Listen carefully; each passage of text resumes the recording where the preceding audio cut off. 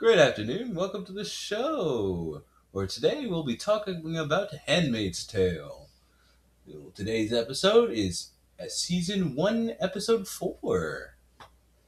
The episode topic today is controlling people through fear or controlling societies through fear.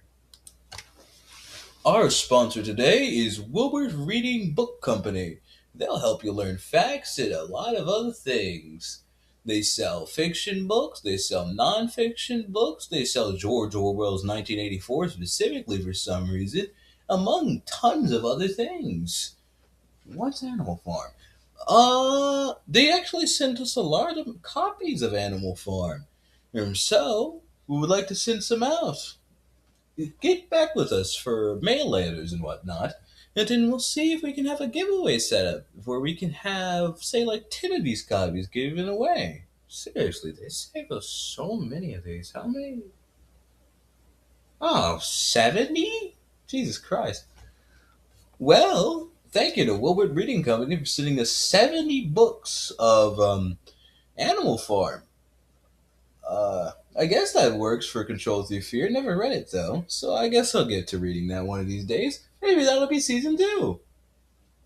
Today, inside of the hit book A Handmaid's Tale, there are a lot of different things involving individuals controlling people through fear. There's many different ways, topics, and other forms of formats and whatnot, and that even in real life people use, despite the fact that this book was made many years ago compared to now. Part 2.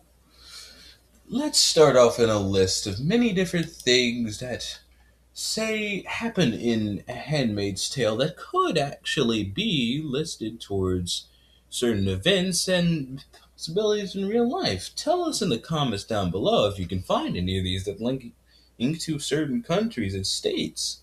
It's in other things in histories, you know? Number 1. Gilead uses fear to stop trust. That's a thing. A quote from the book is, "The lights were turned down, but not out. Aunt Sarah and Aunt Elizabeth patrolled.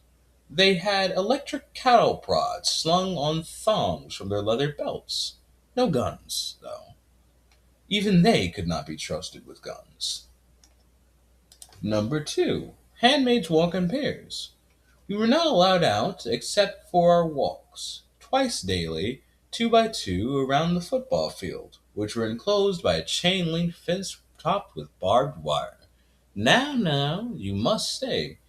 Topping chain-link fences around a football field with barbed wire and forcing people to run, that's not very good on the mental, no?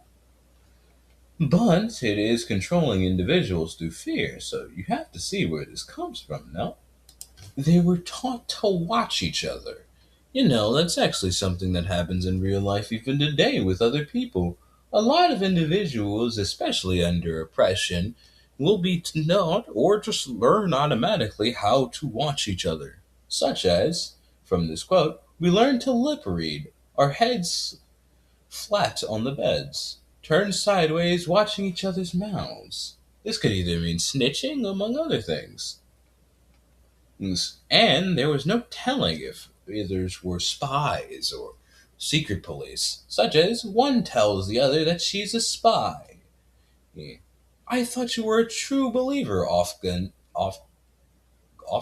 Yeah, says. "I thought you were," I say. That was offered, by the way. And such of that, people will begin to fear their own friends. A quote of this is, "What they must see is the white fangs only, a scrap of my face, a chin, part of my mouth, not the eyes. I know better than to look like the interpreter in the face. Most of the interpreters are the eyes," or so it is said. And if you're wondering, in case you have not read this before, the eyes are secret police, such as the Gestapo or the SS, stuff like that. It A quote of this is, "These buildings belong to the eyes now." And people, like the Gestapo or SS when they were being secretive, or the FBI if you really want to be that, or the CIA, you know what I mean. And people never know if the eyes are near. A quote of this is, "I can't place that. Unless he's one of them, there's always a possibility. Nick, the private eye." There is a bit longer of this quote, but I cut it off there. And fear always seems to work eventually, at least over long periods of time, such as fear making people do and watch what people say.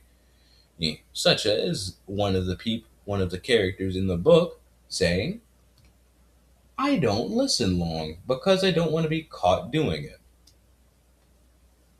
And it's like how some regimes today use the secret police to stop people from talking about them, and talking favorably of the government. You can see this now in a lot of different governments. I know there's a video out there about Israel and whatnot, but I won't talk about that. Time for a good old ad break. Want to know more? Check out Wilbert's News Company for more clear news in your future. Wait a damn minute. Wilbert News Company. Isn't that the same people that sent us the book? Oh, that's fun. Cut that out later. Okay. Before this recording, I asked a bunch of people through mail, and among other sort of things, and I had a little mail letter set up. So, I asked, how does constant watching change a person? And you all responded. So, out of this lucky few, I'll go get a letter and let's see who is the lucky person today. Okay. Jeez, Christ, god damn it. Hold on. Oh, Jesus. Oh, frick, did I write the letter? Oh, shoot, I did. Hold on. Okay, from Wilbert Roggins. He responded to the question, how does constant watching change a person? Wilbert Roggins had responded, it makes your life on guard. He spelled that wrong. Guard? Jesus Christ. You stop being yourself. You fear being denounced. It's like living in places where you can't speak your mind or fear of the state. Oh, Jesus, he misspelled state? Well, Mr. Wilgert. Is that Wilbert or Wilgert?